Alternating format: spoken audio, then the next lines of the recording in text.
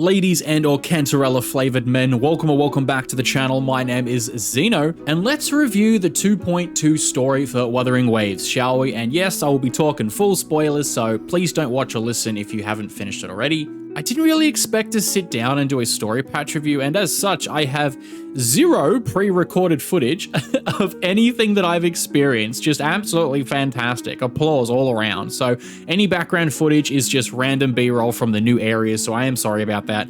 Future stories will 100% be recorded in the background just in case I need footage. So that, and I did actually take a few pictures, which I'll show throughout the video, and I also did record the final fight, which is stored on my PS5, so I'll get that footage and throw it in at the end as well. But yeah, no, sorry about the no proper footage to kind of go along with the actual script of the video itself. When I started the story the other night, I kind of expected to play for like an hour or two maybe, and then just do something else before I went to... Now, again, as I took no notes while playing and I didn't record anything like a proper YouTuber would, a lot of this is from memory. I might get a few things wrong, so please do correct me if that's the case, but I'm gonna try my best to just give you all of my thoughts because I want to share them, and I really also just want to hear everyone else's as well. I did put up a community post going over just like a TLDR of all my thoughts, so you can always just check that out. But yeah, without further ado, let's just jump into it, shall we? So, small TLDR of the plot. The chapter began with checking in on Abby, as one of the main reasons we actually came to Resonators in the first place was to try and fix or like look into Abby's condition more.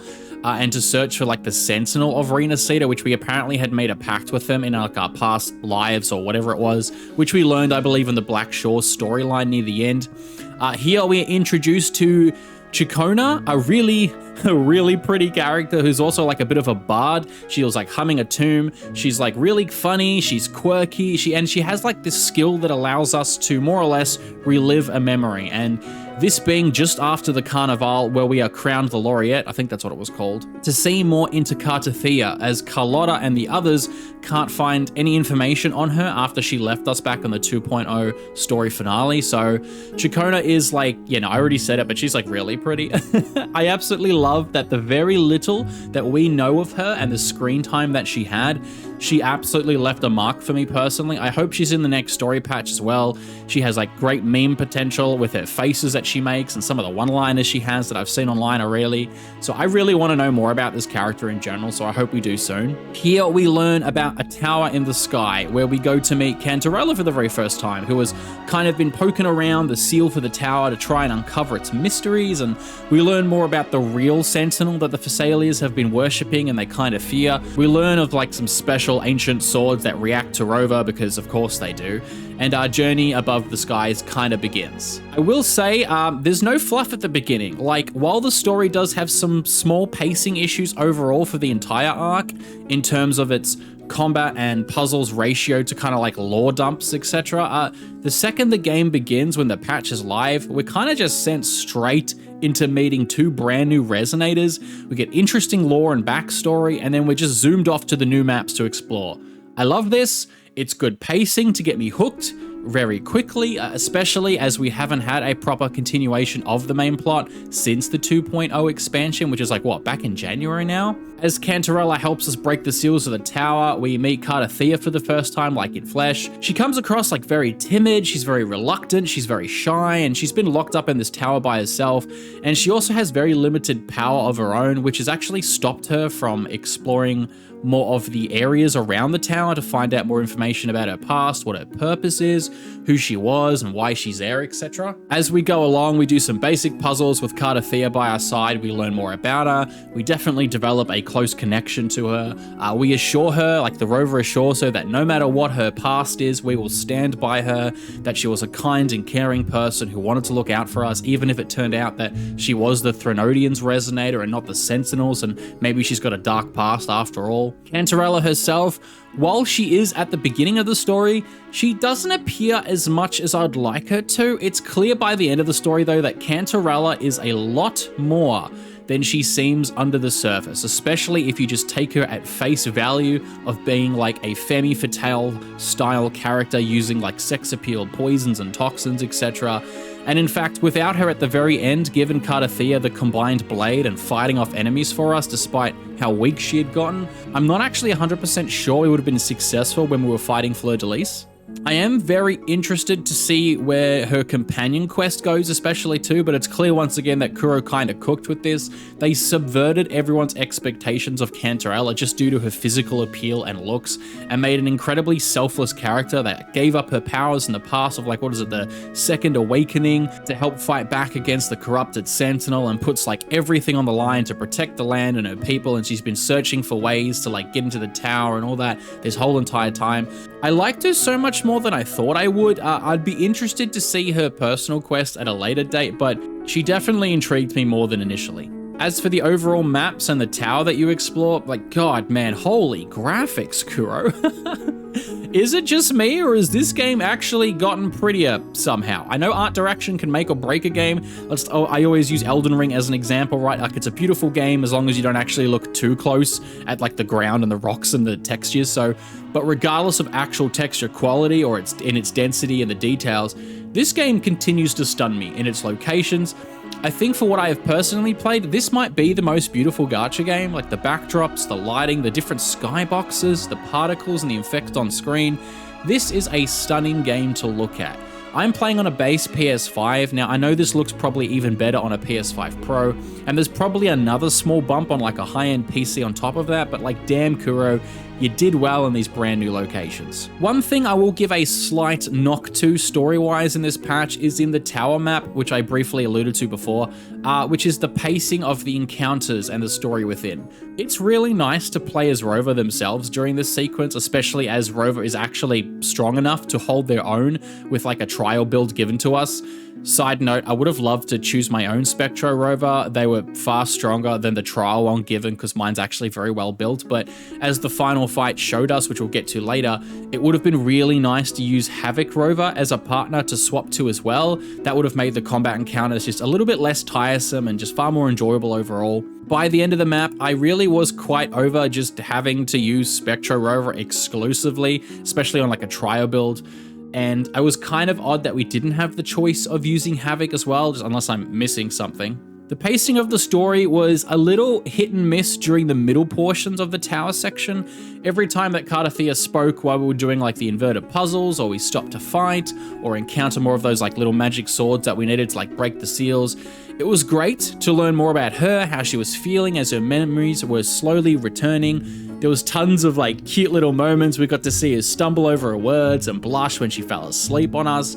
And I know there's going to be a subsection of players who do not enjoy romance-style moments in games or mediums that they participate in. And I know people do not like to play Gathering Wives in Wuthering Waves with Rover, but I'm sorry, not sorry. I'm a simple man. I love my romance stuff. I always have. Especially when it's natural or it just flows well and it's written well. And while this is kind of very baseline at best, I live for this. I love this so much. It made me smile. Like, each to their own, of course, but I like this stuff. It makes me happy, and I thought her dynamic with Rover was like super cute. So to me, it's like new wife gathered. I'm super happy with her. But outside this pacing issue in the middle part where the really interesting story and lore was kind of like put on hold for very basic puzzles, I still give it a pass because the ending just absolutely sold the whole journey for me. When it comes to stories and RPGs in general, I prefer to actually enjoy the story itself, I've noticed. As long as the ending is passable, I will most likely love the product that I'm consuming. This goes with anything like TV shows, movies, anime, etc. I love starting a new RPG, getting to know the world, exploring the maps for the first times, the different locations, learning the combat, meeting all the different party members, etc. Because that's the part of the game that most people spend the most time with, and statistically most people actually don't finish video games, which is sad, but it's true. Where this connects to WuWa is nearly the opposite for me actually in patches of 2.2. I did really enjoy the tower map and meeting Chikona and Cantarella and Cartathea. Wait. As I write this script, side note, why does everyone start with C? Chikona, Cantarella, Cartathea, Carlotta, Camellia, Calcharo, Chun-Li, Chixia, Kuro. For God's sakes, consult a dictionary. Pick another letter. There is like 33, 34 characters in the entire game to summon, and 8 of them start with C. That is like 25% of the entire roster. Like, what is going on? How is this happening? And why did I just realize this at 5 o'clock in the morning? Kuro senpai, please. Sorry. Okay, back to the point. My bad. I was just, yeah, no. What was I saying? Enjoying the tower map. Right, yeah, okay. Let me add this back into the script. I don't know what I'm doing anymore. While I enjoyed the journey of the tower, the ending is what drove this into some of the highest highs for a gacha game story for me. The ending performance of Heya as she tries to break Rover out of Fleur-de-Lis's trap, her screaming as the sword breaks and shatters, as her world is about to crumble, as she thinks that like nothing she ever does works out. Like, just God, can this please just work for once? The Rover's scene of them absorbing her as she fades away with the last of her power into their Tassac mark, so they complete the arrow path and you get your new best in slot sword for her as well. Dude, the fucking aura stance of Rover when they finally unlock the arrow path and power up, like, God damn, bro. The music slaps hard, the final fight, gosh, where you finally get to switch between all of the 3 current Rover paths in battle. Yes, this is what I have wanted from a main character. I want to see them flex the powers that they've gained. Show us your actual in-game lore. Let us play it. I want to see them actually fight for once. Kuro's been pretty good with this so far that I've played in WuWa, but I've wanted this in certain other open world long-standing gacha games for so long. I want to see the main character of these games crash out, go nuts, using all the different types of powers that they've acquired throughout their journey. I love how all 3 paths of Rover are actually good units, like people still use them in content. Spectro just got buffed in 2.0, I used them for my Phoebe team to enable her. Havoc Rover is still a very strong free-to-play Havoc DPS, they just got better with Cantarella too. Aero Rover, while not having like a proper team yet, it's a really cool path. It's full of healing and buffing for future Aero units that focus on debuffs.